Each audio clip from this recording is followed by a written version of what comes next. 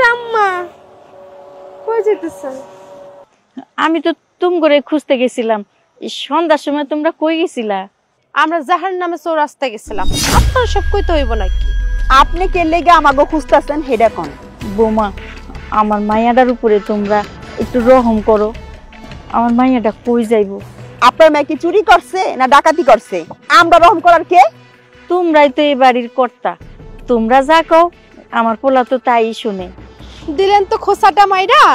আপনার স্বভাবই আঙ্গুরে খোসাটা মারা, এছাড়া তো আপনি কিছুই করতে পারেন না। আপনার পোলা আঙ্গু কথা শুনে মানে আঙ্গুর উপরে কিংবা অপরাধ দিবেন ওইটাই আপনার চিন্তা ভাবনা থাকে। আপনার মেয়ে যে এত বড় একটা অপরাধ করলো, কই আপনার মেয়ের তো আপনি একটা কিছু কইলেন না। সবসময় তো আঙ্গু দুই বউরে কথা শোনাইতে থাকে। হ্যাঁ শোনাই বই তো, আমরা তো আবার হের মাইয়া না। না না, এইসব কি কও?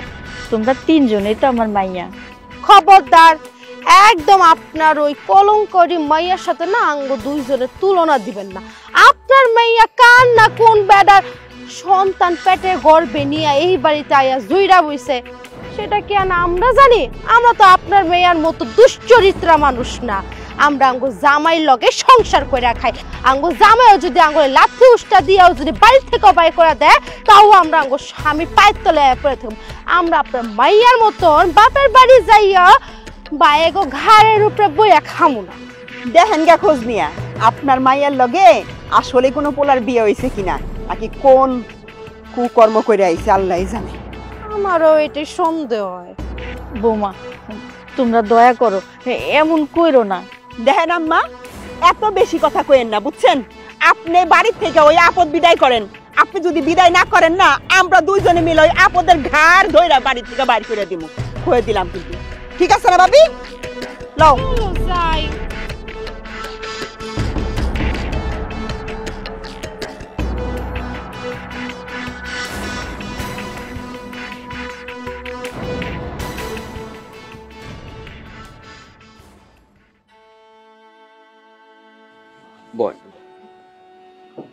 তুমি আমার এই ঘরের ভিতরে আনলা কে?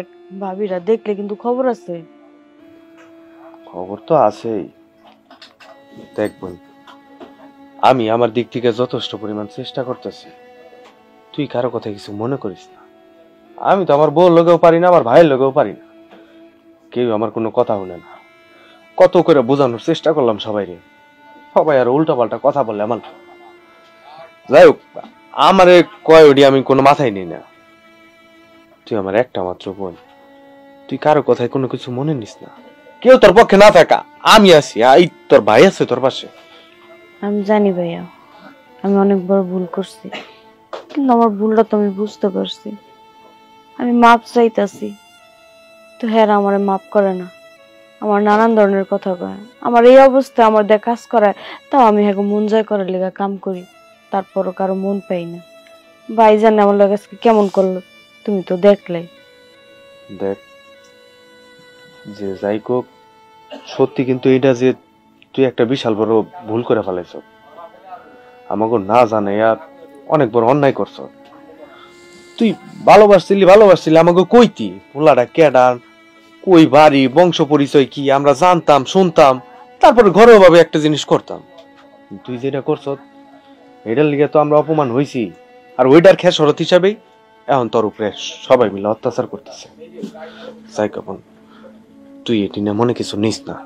আর ওই ভাইজান তো জানোসই, ছোটবেলা থেকে একটু গাঢ় প্রকৃতির মানুষ।